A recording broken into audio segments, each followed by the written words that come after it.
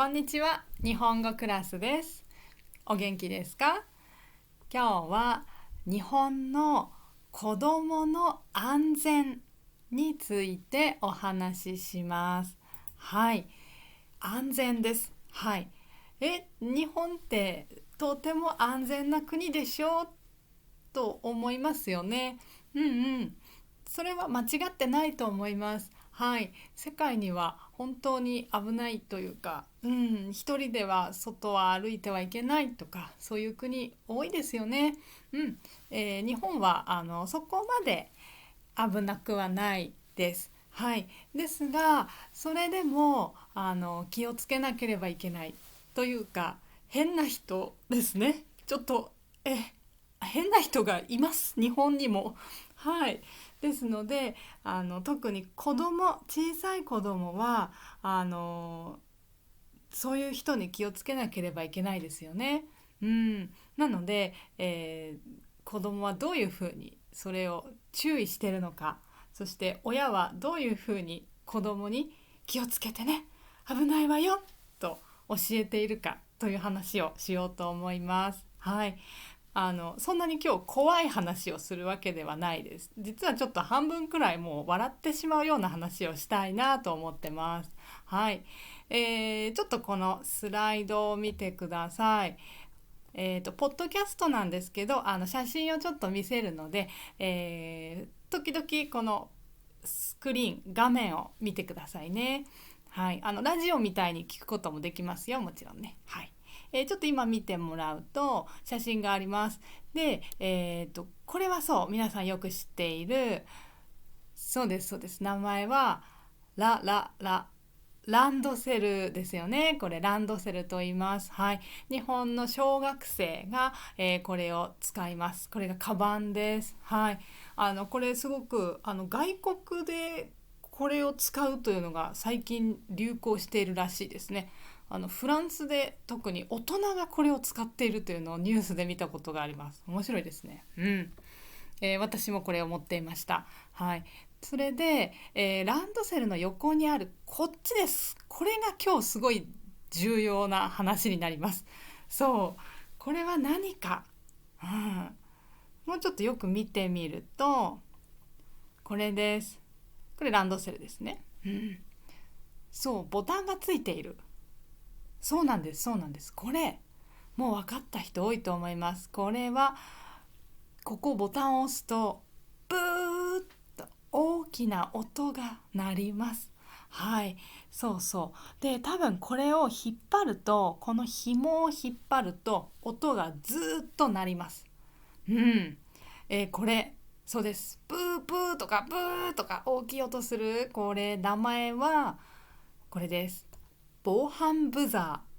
防犯ブザーと言います。はい。これは犯と言ったら犯人の犯ですね。悪い人から守る、防ぐという意味です。はい。悪い人から自分を守るためのブザー、音が鳴るものです。はい。これ私も小学生の時持ってました。はい。やっぱり親に持たされて持ってました。それで今の小学生はもうほとんど持たなければいけませんというようになっているらしいです。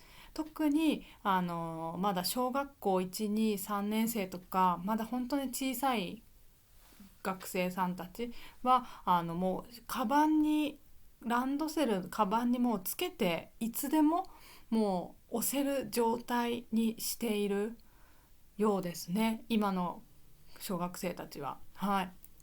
それで私の時だから、私が小学生だともう本当にもう25年とかそのくらい前ですけど、その時ももう必要だったし今もだしっていうので、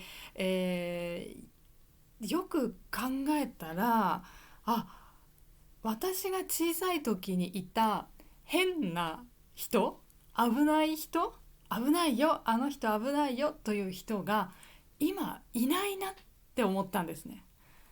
そう、危ないと言われている人は昔は2種類いました。何それって。2種類それがこれです。見てください。はい、漢字だとね、説明します。この2つの危ない人がいました、日本には。はい、一つはこっちの変質者というのと、もう一つが不審者です。はい、先に言うと不審者は今もいます。今はもうこっちだけです、ほとんど。で、変質者というのは今もう本当に最近全然聞かないです。気をつけてくださいというその注意の声も聞かなくなりました。はい。どんな人かというと、これがちょっと笑えます今思い出すだけでなんか変な人いたなって思います。日本ってなんだろうって。はい。これですね、変質者というのは漢字が書いてある通り変ですよね。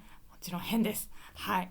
で、当時、25年とか30年とかその前は大体その人は男の人です。はい。で、その人はどういう服を着ているかというと、スーツを着る時のロングコートありますね。日本人の男の人がよく昔着てました。今も着ますけど、長いです。長さがすごく結構長い、足の下ぐらいまで長い、ロングコートをその変質者は着てます。大体。はい。で、コート着てて、コートの下にはスーツを着るのが普通ですけど、変質者は何も着てません。そうなんです。コートしか着てないんです。下にシャツとか T シャツも着てないし、ズボンも履いてないし、パンツ、下着ですね、アンダーウェアも履いてません。そう、靴下履いてんのかな、多分靴下は見えるから履いてると思います、多分。そうですね。ただズボンは履いていないというのが大事なところです。はい。パンツを履いてないというのが大事なところです。そう、あのそれをそのコートだけまず着ていて、靴は履いてますよ。その人はよく小学校の周りを歩いているので。そうなんです。小学校の周りって子供が多いですよね。ちょっと遅い時間になっても、夕方6時とか7時になっても小学生が帰ってくるかもしれない。学校で遊んでたりとか、塾に行って帰ってくる時とか。はい。なので小さい子供がその辺にいる可能性が高いですね。ですので変質者もその辺にいました。そうで、コートだけ着てる。そして、大体ですね、その小学生とか、特に女の子とか中学生でもいいです。中学生の女の子、大人でもいいです。でも女性です。そこの人の近くまで行って歩いてるんです。その女の人たちは歩いてて、向こう側からその変質者が歩いてきます、自分の方に。で、そしたら自分の前まで来たら、もうそんな目の前でその人がこう来たらびっくりしますよね。なんだよってね。危ない危ないと思います。それ私は左側歩きますとかね、あなた右側でしょって、ね、避けますよね、違う方に。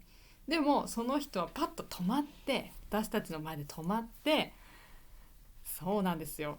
そう、分かったでしょ。もうコートを着てましたよ。そのコートをその人の前でわっと開けます。コートのボタンをわっと、その時もすぐにこう開けられるようにコートを脱ぐみたいなことをするんですね。そうするとその女の人または子供はびっくりしますね。ってね、わっと。で、その人コートしか着てませんから、その中は裸ですから、びっくりしますから、女の人はキャーッと大きな声を上げて逃げたりしますよね。そのキャーッと女の人たちが言ってくれるのが、変質者は気持ちがいいらしいです。もおいおいおいって感じですよね。何ですかそれはとね。そうでも本当にそう言われてます。だからびっくりしすぎて声が出ない場合も多いですよね。だからそうすると変質者はちょっと不満、満足できない。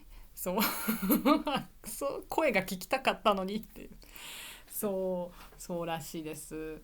だからそういうその変質者はこう自分の体、特にそのズボンの下ですね、ズボンの下を履いてない、そこを見せたいっていうことをしたいっていうのがやりたいことなんですね。でこういう人も怖いし、びっくりしますので、それで私が子供の時は防犯ブザーを持っていてくださいと言われました。うん、で、私はラッキーなことに、一度も変質者には会わないで済みました。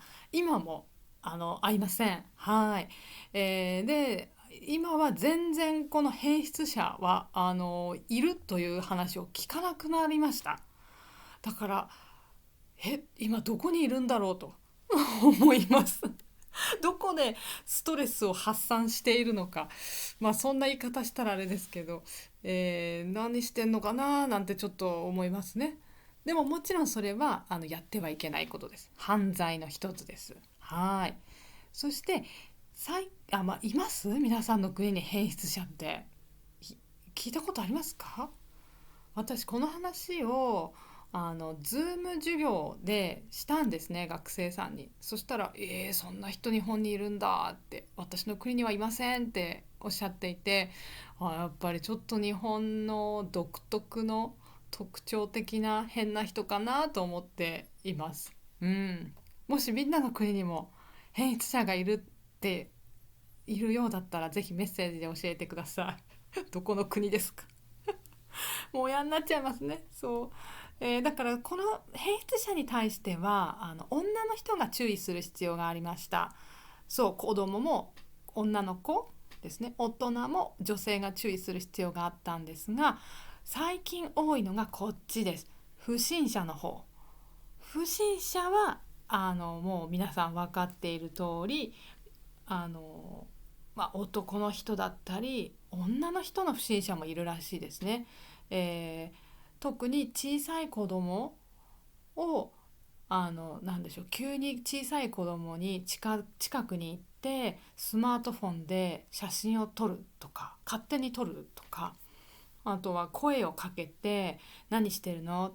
うちで一緒にゲームをしない？」と言って家に連れて行ってしまうとか、ちょっと怖いですよね。そういう人たちなので、怪しい人です。こっちはもう全体的に怪しい人、もう男の人も怪しい人いるし、女の人も怪しい人いるらしいです。うん。女の人だと例えばですけど、私の家の猫がいなくなってしまったからあなた一緒に探してと小学生に声をかけて、でその小学生を連れて行ってしまうとか、例えばです。親切な小学生だったらじゃあいいですよ、一緒に手伝って探しますって言ってしまいそうですよね。でもそうやってそれが事件に発展する、事件になるっていうことがあるらしいです。うん、なので残念ですが今日本はこっちです。不審者が多いです。はい、25年前も不審者はもちろんいたんですけど、あのこっちもいたと、昔はね。で今はこっちだけです。はい、不審者だからよくニュースでも言います。不審者、はい、この辺に不審者が出ていますので注意してくださいとか言います。はい。で、こう不審者が多いんですね、日本は。でちょうど20年前ぐらいに小学生がこの不審者によって殺されてしまうっていう事件が続きました。それから子供は本当に気をつけないと、もうターゲットにされてる、子供がいいなふふってなってるからダメだってなって、大人たちがとっても注意するようになりました。それで例えばこれです。それまではみんな子供は自由に家に学校終わったら学校授業終わったら自由に帰る、一人で帰ってもいいとかだったんですけど、もう今ではもうみんなで一緒に帰る、一緒にグループになって帰る、ここには書いてないけど大人が一人いて大人と一緒に子どもたちが家に帰るというのが結構普通になりました。はい、私の子供の時は自由に帰っていいですでした。はい、だから安全だったんですね、その時はね。でも今はそうではない。うん、で、これは昔も今もありますが、その町に住んでいる大人とか親が、順番に、当番担当になって、この横断歩道のところとか車がよく来るところとかを大人がこう見てるんですね。気をつけて事故にならないようにっていうふうに、ここも横断中と書いてありますが、気をつけてここ渡れるようにしている。そして親たちも変な人がいないかをこう注意して見ることができますね。うん、日本は最近こういうふうにしています。はい、これは朝もやってます。朝と子供が帰る時の2回ですね。大人たちも注意して見てます。はい、でそれプラス、これもあるんですね。これはちょうど本当20年くらい前にできたらしいです。でも私子供の時知りませんでした。イカのお寿司っていう言葉を子供に教えるそうです。イカのお寿司、何か覚えてねって書いてありますね。何それ。イカはあれですね、お寿司屋さんで食べるイカです。はい、白いイカですね。タコ、イカありますね。イカの方で、イカのお寿司はこの言葉なんですね。イカのお寿司、そうですそうです。子供に注意させるものです。ここにも書いてある。良い子の約束、いい子の約束守ってねっていうことです。イカ、イカは知らない人についていかない、行かない、一緒に行かないねえねえちょっと一緒に遊びに行こうとか言うんですね、この危ない人がね。だから行かないしの、知らない人の車に乗らない、お大きな声で叫ぶ、何かあったらわー助けてって言う、すすぐ逃げる、すぐ逃げましょうし、家の人や先生に知らせるだそうです。なのでこれでイカのお寿司、イカのお寿司だと、これ子供覚えやすいですよね。これ私も覚えやすいなと思ってもすぐ覚えました。そうそう。なので子供たちはイカのお寿司よ、あなた小学校に行くのはいいけどイカのお寿司危ないのね、忘れないでねと親に教えられる。そして学校でも教えるんです、こういうのを。もう一つの授業みたいな、または警察官が来て教えたりします。はい、私もそれはありました、そういう時間、小学生の時で、なので特に今の子どもたちはこういうふうに習ってます。これ私の子供の時より厳しく言われてます。そうなので、この私がですね思うことです、あります。最近の子供に対して私が思うことがあります。あのみんな子供たちすごく本当に注意してます。学校から帰ってくる子どもたちを見てても本当にちゃんと、並んで一緒にグループで家に帰っていくんですけど、私が例えば駅とかで、駅とかまたは病院とかでもですよ、隣の席に座った子供にこう見てて可愛いなと思ってちょっと声をかける。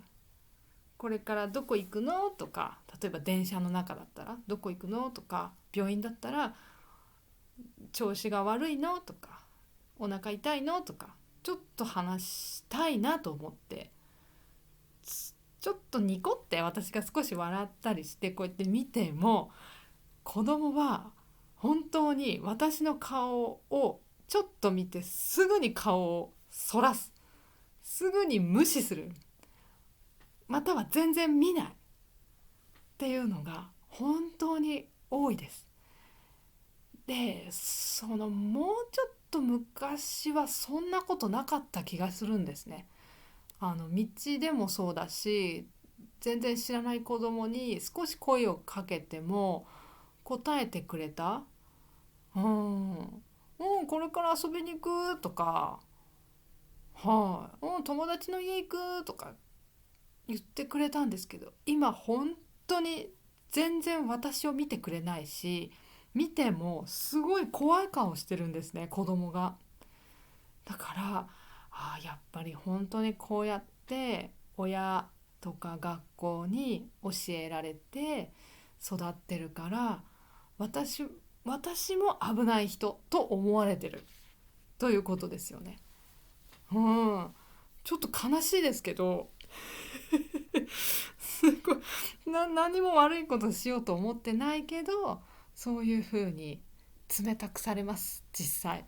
はい、だから本当ちょっとなんか寂しいなと思うし、ちょっと何の意味もない会話をしたい、ちょっと話したいだけなのにそれもできないっていうのが、なんかちょっと寂しいなって思います。はい、子供も大人大人を誰を信じていいのかっていうのが分かりにくいんじゃないかなって思います。経験が多分持てないから、全部ダメ、全部話さないっていうところで育つから、なんかあんまり難しいなって思います。大人になってからまた、うーんどういう人は危ないのか、どういう人は危なくないのかっていうのが分かりにくい、気がつき、自分では分かりにくいだろうなって思います。うん、ね、確かにいい人のふりをして悪いことをする人がいるので、本当にだから仕方がないんですけどね。なんだか本当子供がかわいそうだし、私自身もちょっと本当になんか寂しいなって思います。うん、ですので皆さんがもし日本の子供が冷たいなって、ちょっと目が怖いとか冷たいなって感じることがもしあったら、こういう理由があるっていうのを知ってもらえるといいかもしれません。はい、子供たちは子供たちで、親にとか学校に教育をされて話してはいけないっていうふうに思ってるので、うん、そういうふうに育ってます、日本の今の子供は。はい、私の小さい時はそうでもなかったです。私の小さい時は声をかけられたらやっぱりちょっと答えるっていうのが普通ではありました。だから事件が起きたんだと思うんですけどね。難しいですね。そう、はい、そんなとこでした。皆さんの国ではどうでしょうか。なので日本は日本で問題がちょっとありますね。安全だけど、100% 安全ではないです。はい、そんな話でした。はい、ちょっと今日話難しくなっちゃいましたけどね。はい、じゃあJLPT の勉強してる人きっとたくさんいらっしゃいますね。読解試験に出ます。読解私ビデオレッスンで教えてますので、よかったら使ってください。はい、こういうビデオレッスンとかを私のオンラインレッスンでしています。はい、オンラインレッスン他にもあって、Zoom レッスンもあります。ビジネス日本語教えてますよ。本当に楽しいです。難しいけど楽しい。あとは会話の練習もしましょう。はい、ですますの話し方とですます使わない話し方を練習します。はい、であとは、プライベートレッスンもやっています。はい、これも Zoom です。何でも教えます。読解でもいいし、会話でもいいし、 EJU これは留学試験ですね。日本留学試験でもいいですね。日本の大学入りたいから勉強したいという人、はい、もちろんです。教えますよ。何でもN5 から N1 まで勉強したいこと、どうぞリクエストしてください。一緒に勉強頑張りましょう。はい、すべての、この全部のオンラインレッスンの申し込みは今日のこのビデオの下のところにリンクが書いてあります。そこから申し込みをしてください。申し込みというかクラスについて情報がそこの中に書いてありますので、そこを見てください。はい、そして私、Twitter もしています。今の X ですね。X してますので、この私の名前も、下にリンクがあります。ぜひリンクを見てみてください。そこからTwitter 入れます。はい、ぜひフォローしてください。今日はこんな話でした。皆さんの国はどうでしょうか。ぜひ教えてください。またお話します。よろしくお願いします。ありがとうございました。